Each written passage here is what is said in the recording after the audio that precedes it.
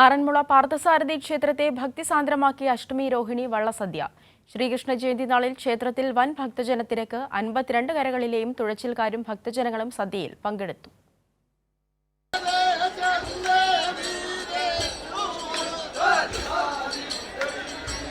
നിലവിളക്ക് തെളിച്ച ശേഷം ആനക്കൊട്ടിലിൽ ഭഗവാനെ സങ്കൽപ്പിച്ച് ആദ്യ ഇലയിട്ട് സദ്യ വിളമ്പി.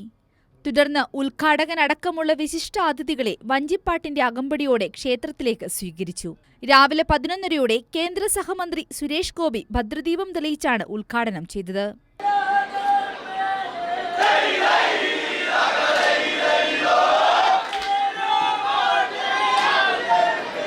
52 കരയോഗങ്ങളുടെ 52 പള്ളിയോടങ്ങൾ വഞ്ചിപ്പാട്ടിന്റെ അകമ്പടിയോടെ ക്ഷേത്രനടയിലേക്കെത്തി.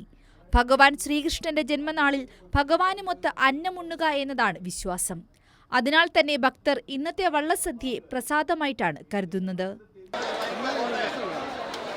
ക്ഷേത്ര പരിസരമാകെ സദ്യാലയമാകുന്ന അപൂർവ ദിനം കൂടിയാണ് അഷ്ടമി രോഹിണി.